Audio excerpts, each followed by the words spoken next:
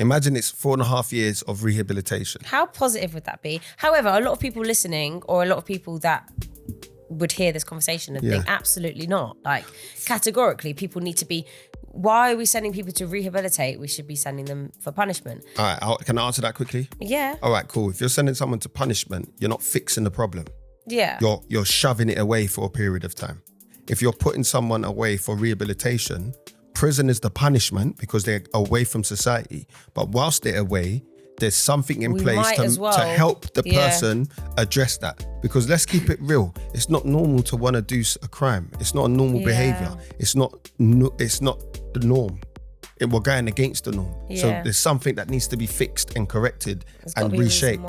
There's got to be a reason why. There's got to be circumstances or factors that contribute to that. So if you're addressing those factors and putting something in place that they don't go back, then you're not going to be banging on about send people away, lock them up, da-da-da-da.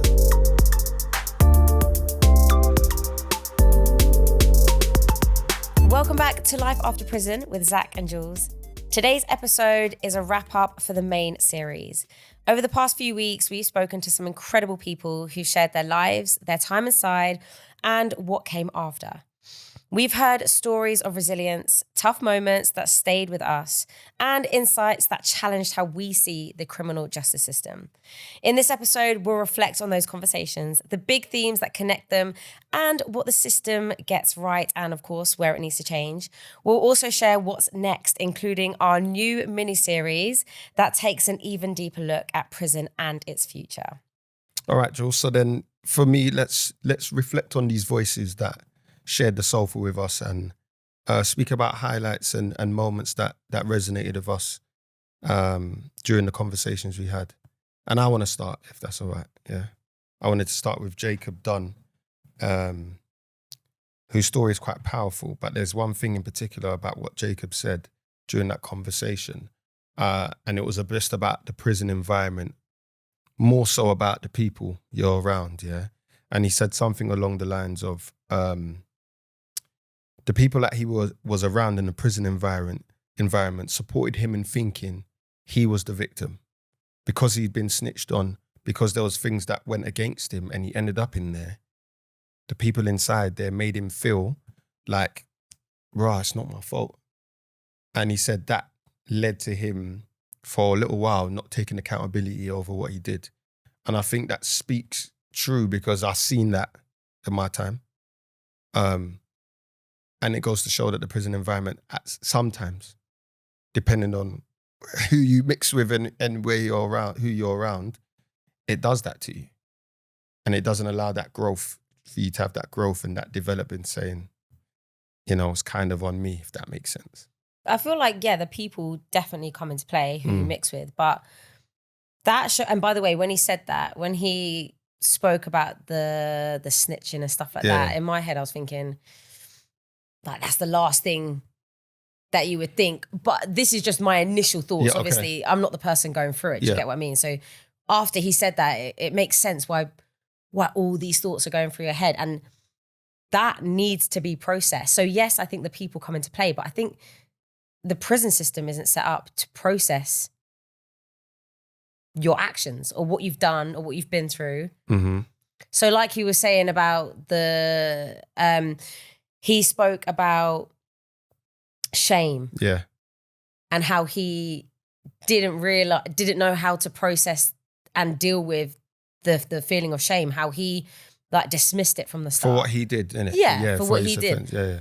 But and he was saying that the prison system isn't set up to teach you how to deal with shame. Yeah. How many people enter the prison system and probably feel that shame? Thousands. They've done something wrong or they've made a wrong decision or they're in the newspapers, it's public knowledge. Okay, yeah. Yeah, it's affecting your family. Or whatever you've done to your family. Yeah. And then you deal with that, right? You have to just but when it comes to something, I don't know, a little bit more, well, there's a scale to this, right? What Jacob went through is, I can't think about how that must have felt. Do you get what I mean? How does someone deal with that? Yeah, because obviously he had to fight a one punch and a man's life was taken, you know what I'm saying? So it has gravity to it. There's a lot of gravity to it.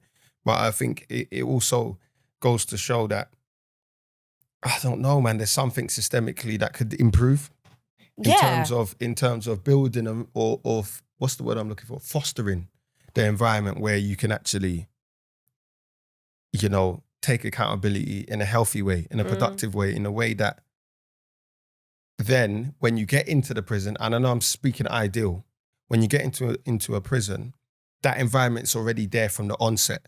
Do you get it? So rehabilitation can take its course from the moment you're in there. But I remember Jacob also said something about the reason he felt shame was he was shamed by officers, by his personal officer. Like, was like, oh, do you know, realize what you done? You're on this newspaper, da-da-da-da-da.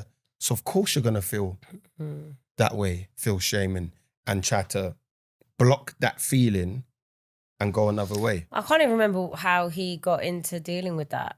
Was it through the restorative justice? I believe so. I believe so. I feel, and I'd recommend anyone that has got those kind of feelings to go and check out Jacob's episode. And really, it is also the most played on Spotify. Yeah, which is massive for Jacob as well. But yeah, it's a really, really powerful and moving episode. So definitely check it out. What about for you? Who else would you like to? So an episode I wanted to highlight was Natasha and Sarah. And the reason for this is because obviously usually we have people that have been through the criminal justice system themselves. Yeah. And then sometimes, you know, we have the family and the friends perspective. And Natasha's was about having two parents, both her parents that go to prison. And it was from a child's perspective of having that loss and going through that trauma and how it feels, how you deal with it, and how it leads into adult life. And we've never touched on that before. And we've never touched on what it feels like for a child to have not just one, but both parents that go to prison. That's an important conversation to have as well, because, and we'll find the exact figure, but I know there's a certain percentage of people inside that have had a parent go to prison before. And it's been a talking point throughout the years about, you know, how parental imprisonment affects children and young adults. So yeah, it's really important that these conversations are had, because we don't see or necessarily speak about how the children are actually affected by it, you know. That's definitely something we spoke about with Sarah as well. She set up the organization Children Heard and Seen, and she was with us explaining that, you know, there is so much more that needs to be done. And I was saying, you know, I haven't really thought about how it feels for a child to have, you know, parents in prison. And yeah, it was really eye-opening, how missed this conversation is. No, but for sure, I think, and it was even mentioned with Tony and Faye, because they speak about how their children have been affected by it. You know, Tony said something like, her son came up on a visit and was like, "Mum, do you sleep in a cage?" Yeah, so sad. Imagine your child coming out to say that to you, like that's what they're thinking, their parents. I feel like also, so there are so many people that go to prison that have kids. Like, this is a massive topic and a massive thing. And again, what Faye and Tony said about, especially if your offence is so public and in papers and, you know, circling around schools with the teachers, we don't know what the kids are going through, and they might go to school and other kids are saying stuff, and it's got nothing to do with them, bless them. That's a common theme. You know what? Thinking about it, that's a common theme, because even Frankie mentioned it. Frankie mentioned that, you know, like, I think something about his son went in for a slide tackle during a game of football, and someone was like, "Oh, that's because his dad's inside." You know, you know, one of those ones. So, like, do you know what? Frankie's episode as well, bless him. This is making me, because, you know, he suffered like, he went through a lot with his case, and, you know, his was drug and a big drug conspiracy, drug conspiracy, and everything that he went through and going to prison. He's kind of one of those people that just took it on all on his own and didn't really talk about it. And then, like, unfortunately, he went through a lot with his brother passing away. As soon as that happened, he goes to the SEG.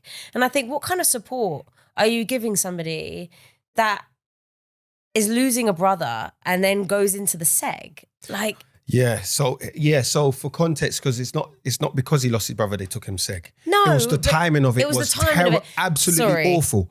Absolutely awful that because they basically said they put him in a wrong category prison because of his offense. Yeah, or his case or whatever, yeah. And because it was a big conspiracy and whatever, they're like, oh, we got to move you.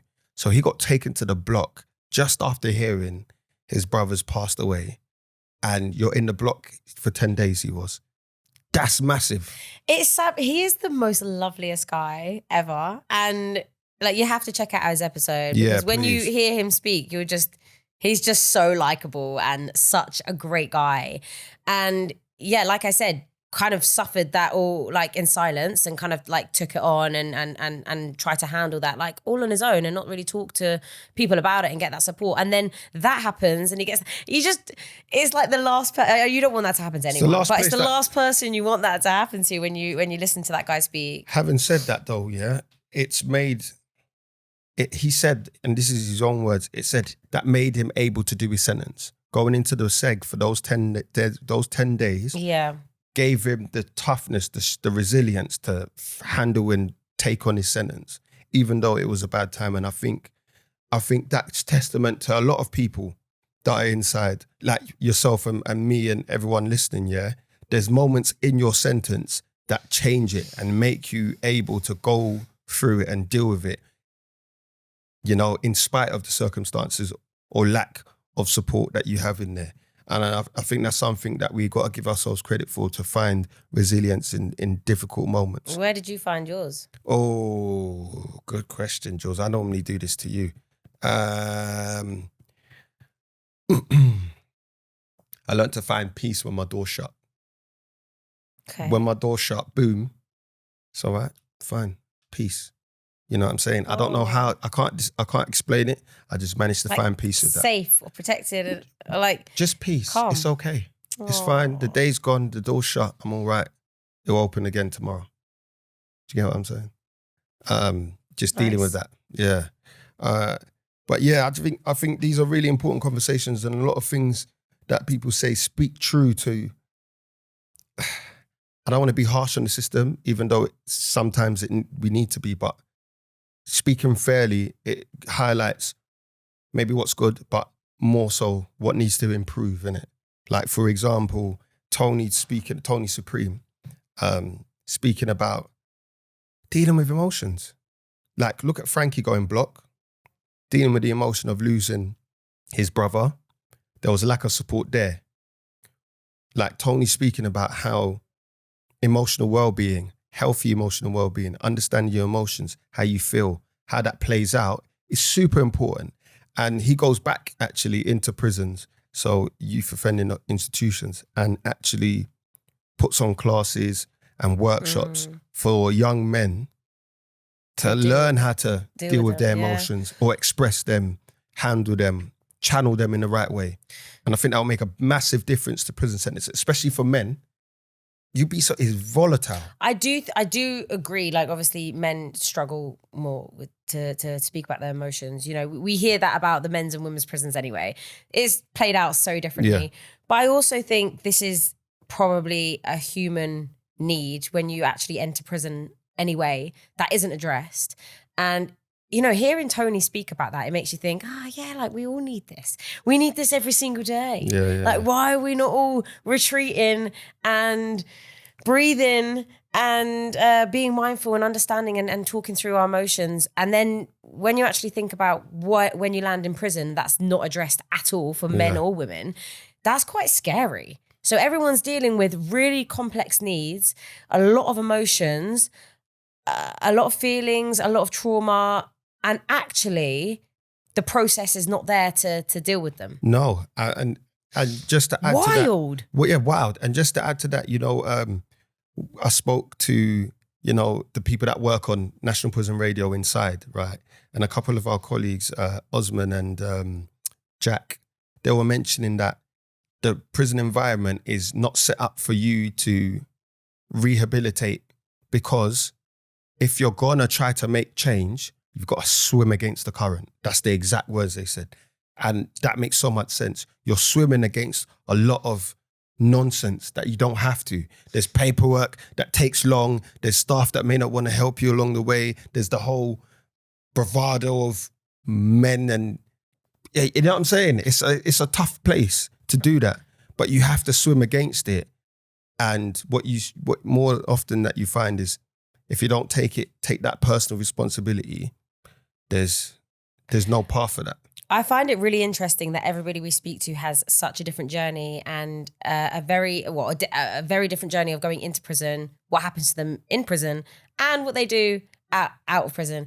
But every single person has talked about how hard it is, or how they turned it around. And an episode I want to talk about, Asaya, talking about breaking the cycle. And, now everything that he does promotes that you can do it. You can break the cycle, and everything was going towards he would not be able to do it. Everybody, the setup before he went to prison, his life before, how he was going inside, and he did break the cycle. And everything that he does now is pushing people to be able to do the same thing. And I think this is coming from prisoners. Yeah. And it's coming from outside people. It's coming from people that have done it themselves. It's coming from everywhere but the system. Well, that leads to my next point, that, that lived experience element. And I know lived experience is a big buzzword now, and it's in fashion, or it sounds good, yeah? And it is, yeah? But it has to be used in the right way.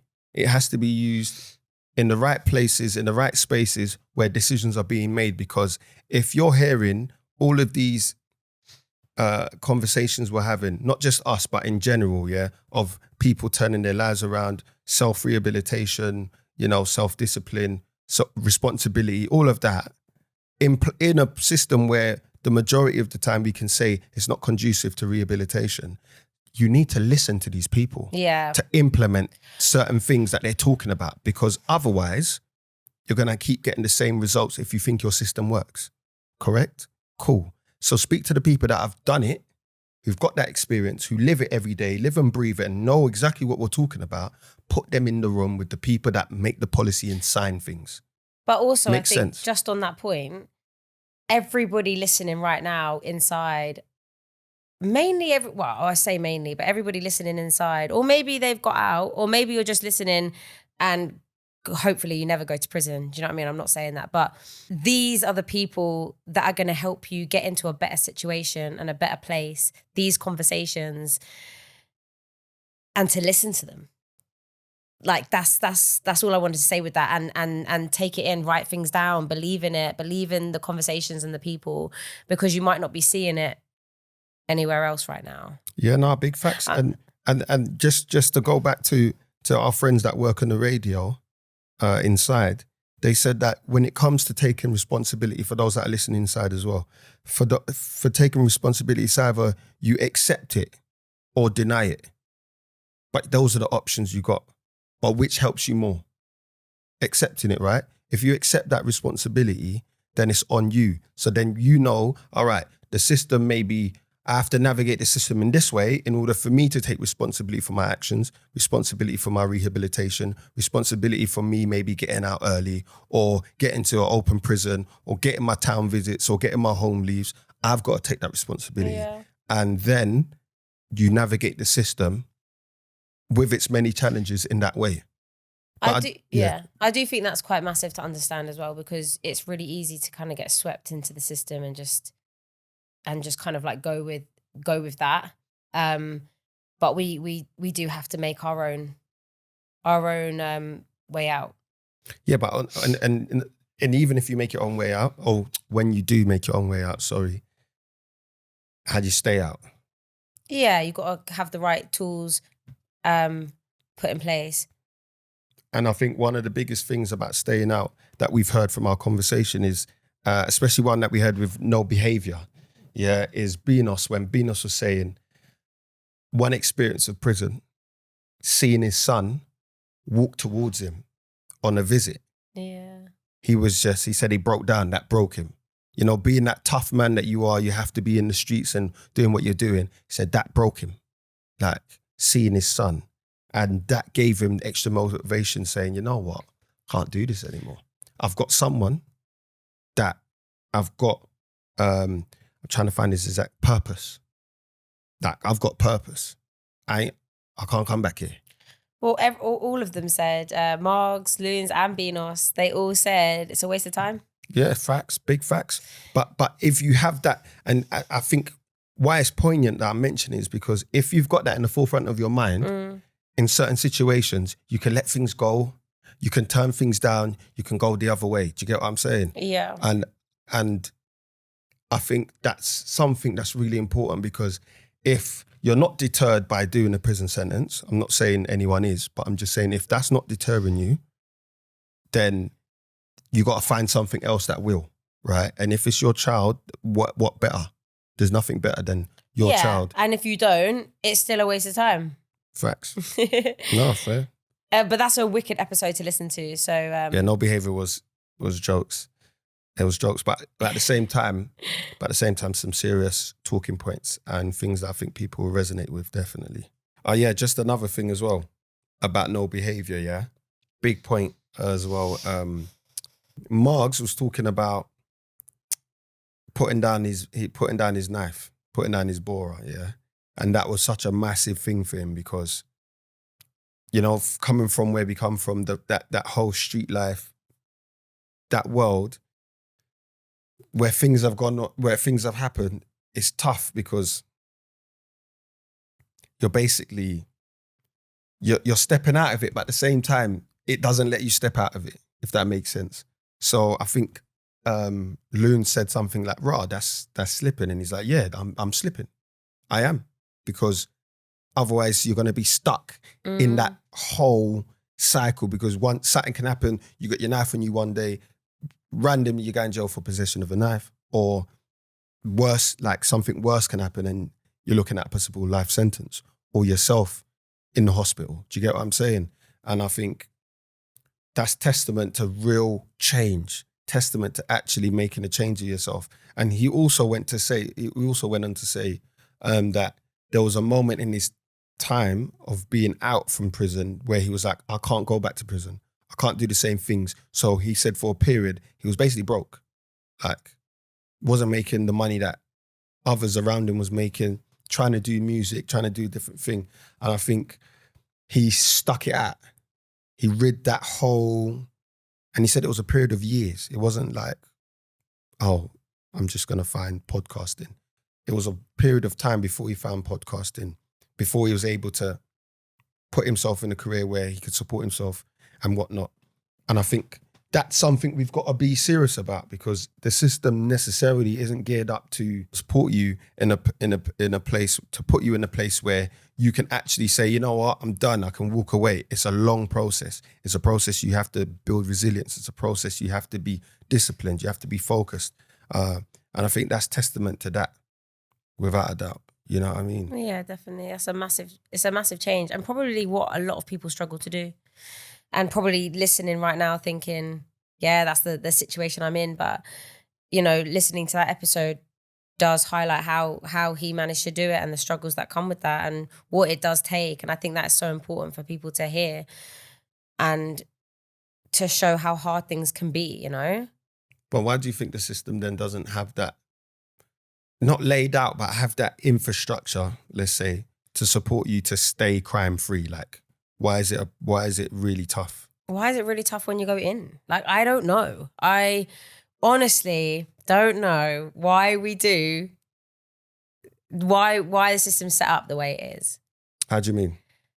The environment, the battle for everybody to deal with mental health not being addressed from the get-go when you're in, the food, the regime, why we have zero control, which strips us from feeling like we could ever have control and understand how to have control and deal with life when you get out. Fair. I think majority of the way prison is done and run is set up to not make you succeed and to not bring positivity and I really don't want to sit here and just, Bash the system. bash the system, because obviously there are a lot of things that are good and great. But I think if we're going to look at it as a whole and whether it's actually set up for rehabilitation or not, I don't think it is. Yeah, it's that it's that tension between punishment and rehabilitation. Where does it lie? Which we've spoken about before. Yeah. A lot of times, but also we still never get an understanding. Yeah. I feel like I've got more of an understanding of it now. Okay. And what is that? Like, share it. I don't think it's set up for rehabilitation. Okay. At all. And I do think it's designed for punishment. But I do think rehabilitation is thought to be there. I think it should be there. And the people in charge, I think the government do think that it should be there for people, but I don't think it is. Yeah, practically. Is. Yeah. And I think that's the problem. I think they want it to be there as well. It's not what it actually carries out to, like, in day-to-day. It's not put in place. And I think the sad thing about that is they want it to be and they think it is and it's not. Well, yeah. Well, it's,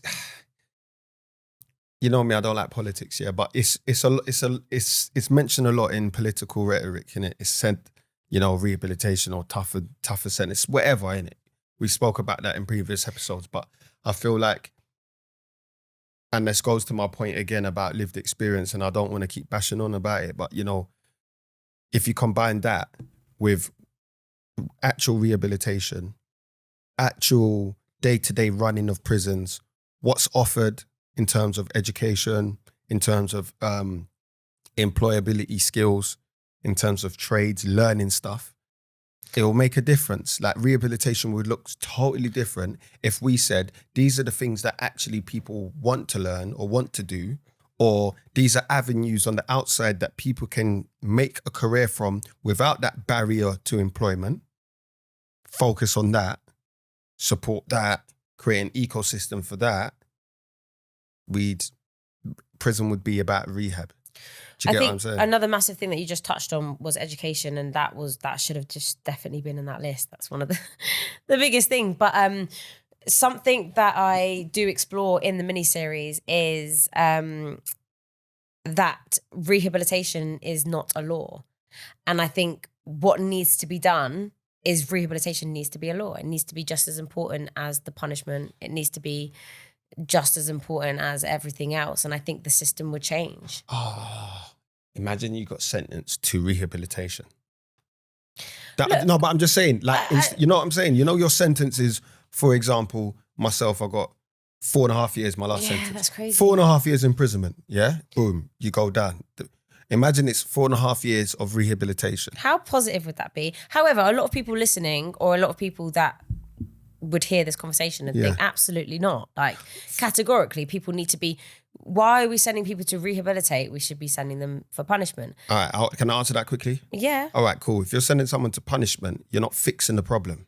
Yeah. You're shoving it away for a period of time. If you're putting someone away for rehabilitation, prison is the punishment because they're away from society. But whilst they're away, there's something in place to help the person address that. Because let's keep it real. It's not normal to want to do a crime. It's not a normal behavior. It's not the norm. We're going against the norm. Yeah. So there's something that needs to be fixed and corrected and reshaped.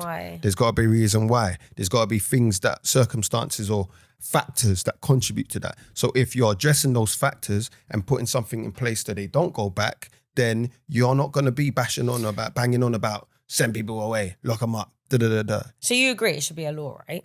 I agree. If it was the law, it'd be different. But obviously, that's a whole nother conversation. But isn't that so interesting that it's not a law? What is it then? Is it a policy? Yeah. So it's like a statement. This is what prison is for and should be. The should is the rehab bit. Okay. I mean, I'm making that kind of but understanding that it's not a law is actually so significant. Yeah, so it's something that you're not, they don't have to do. Something that you don't have to abide by. It's not something that's not governing factor. I actually feel like I fixed it. Is it? Yeah, I feel like I fixed it. We need to make rehabilitation a law. Good. Look, best of luck with that. You in politics? Yeah, me in politics. Zero confidence. Yeah. All right, I'll get back to you on that one. Yeah, but that goes to show that there's big things about the system that we can always talk about, and these sparked the ideas, sparked the idea for the mini series. Talking about why prisons are the way they are. Like, why is your cell the size of the cell that you sleep in? You know what I'm saying? It's not normal. Like, that thing bugs me. It proper bugs me. Why is my cell either 6x12 or 8x10 or whatever the measurements are? Why is it that specific measurement? Is it like, you know what I mean? No one lives in those circumstances on the outside. Or why the environment is the way it is. Yeah. And what kind of factors come into play with that. But also looking at the mental health within the prison system, and something that that is really interesting when I spoke to Jenny, and she's an occupational therapist, and she's talking about how prisons, it's about money. They can't afford to have an occupational therapist in each one of these prisons, but there should be, so that people are set up with a plan post-release. You know why I laugh at that? They can't afford it, yeah. Because they could. But how significant is that? Yeah, no, it'll make a massive difference, and I think they could if they wanted to. Because when there's time to ramp up security in the prison, there's money for it. Like, I've been in prisons where they've upgraded the security system. Not like, you know what I'm saying? Because it's needed. But you're focusing on that. Yeah. Well, I get why they focus on, we need the prison to be secure. No problem. But when you need, like, society needs people to be fixed. That sounds bad, but you need to fix the reason why people are going back to prison. That cycle, you need to break it, yeah? So something needs changing. But when it comes to security, you can find the budget. If it comes to doing something that it is conducive to punishment, the money's there. But when it's conducive to rehabilitation, and also, it's going to cost. The work that Jenny and her team does with occupational therapy is like setting you up with skills outside, like jobs. What are you good at? What can you do? And that's never spoken about, like, in prison. No, but you know what is spoken about? We spoke about it with Tony and Faye. We spoke about it with Tony. We spoke about it with No Behavior. There's people in prison that are talented. People have talents inside that, I think Marg said it, don't be afraid to lean. Lean on your talent. Like, do something different because you know you can, but you're afraid of how it's going to look because of your social standing, because of the person you are.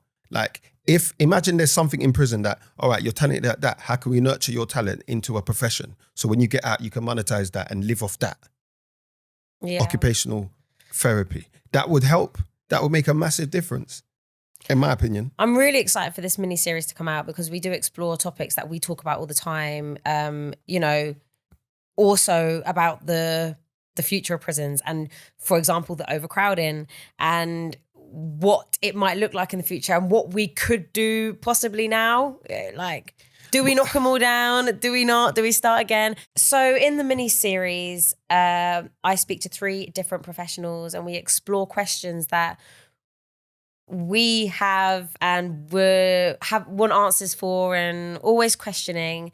And I'm really excited for it to come out. First of all, I speak to Roland Carthouse. He's an architect, and he speaks about the prison designs. I'm looking forward to that. Where they're located, maybe why they are like that, and also the future of prisons and what they look like, okay, and what they may look like. Okay.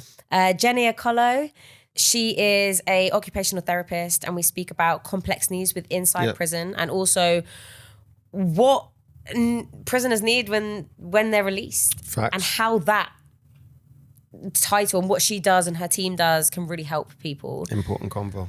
And also Graham Durkin, and we speak to him about mental health within inside prison. What needs to be done, what's already set up. And I think these are such important conversations, and questions are answered. I learned so much, and I think people listening are going to understand a lot more about why prison is the way it is and what thought process has been done to it. Okay, fair. Because I think until you go inside the prison system, you really don't understand how it is. It is. We don't understand it when we're in there. We can't understand why things are the way it is. Do you get it? Because we know it could work better if it was done in a different way. Yeah. Because we're there experiencing but it. Knowing that there isn't actually a real plan in place for it and a real a thought out method. Well, I'm assuming there was, but it wasn't to do with rehabilitation, like we've been saying. Do you get what I mean? Like the thinking behind it weren't geared up for, okay, this place is where we're going to treat people so they can get better, like be better in society. And I think the more people that are inside prison now, or possibly go into prison, understand that, the better they're going to be. Fair. But then also, for those who are making decisions about where prisons are going to be, how they're going to be run, what the environment is going to be geared and set up towards, how the staff are trained, if they're thinking of that too, that's even bigger. Because if you set that culture, you set the tone. Do you know what I would love? Yeah, go on. Sorry, go on. No, go on. I would love to knock down all the prisons and make them better. Yeah, I wish we lived in a world where that No, seriously, possible. I genuinely think that would even, and in the long run, obviously, and then put in education, then put in better food, then put in a better regime. No, it's a fair point. And I think that you guys should continue getting in touch and speaking on the conversation, get involved in it, share your thoughts with us. Yeah, continue getting involved with the conversation. And if there's anything you wanted to add, any point you wanted to, even if you wanted to challenge us on some of the points you made, get in touch with us. And you can do this by Instagram and X at After Prison Pod. On TikTok, it's Life After Prison Pod. You can email us at podcasts at prison.radio. That's podcast with the S at prison.radio. And if you're listening on the inside, you can get in touch the usual way and we'll share the number at the end. So just before we finish the episode, I want to read out a message from a listener who is inside prison. And I think this is one of the most incredible messages we have ever had. Go for it. So the message says, Zach and Jules are amazing. I've done 15 years in prison, been in and out loads of times. My outlook on life has changed because of life after prison. If only they had done this 10 years ago. They've changed my outlook on life. They've given me positivity and confidence in coming out. You guys have inspired me to change and come out and to be a better person. Give me business ideas. There's not one thing that you've said that hasn't made sense. Me or Zach? I'm joking. I think you're talking about me. I will be the new inspiration story because I will step up and tell everyone about this, even people that haven't been to prison before, to save them going to prison. When I say I've watched them all, I've probably watched them all over and over again. If I was to look forward in life, I try to be more like Zach and how he is because I rate him still. Good guy, man. Oh, he is a good guy. Bring up yourself, man. I appreciate it. Those are really... Yeah, that's a really nice message, to be fair.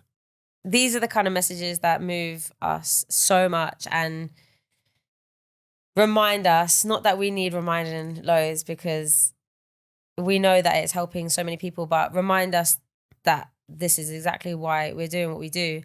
And also just to go back on what we spoke about earlier about listening to these conversations and the people that have been in your position, whoever's listening now and might relate, that these are the people to follow and to get ideas from and inspiration from. And if you don't feel like the system is doing that for you, then this is where to look. For real. But you can also look for support and guidance and help in organizations that are out there. And I just wanted to highlight a couple, So I'm going to mention Working Chance, who are based in London, and they help women with convictions into employment through career coaching, skills training, and much more. So please check that out if that speaks to you.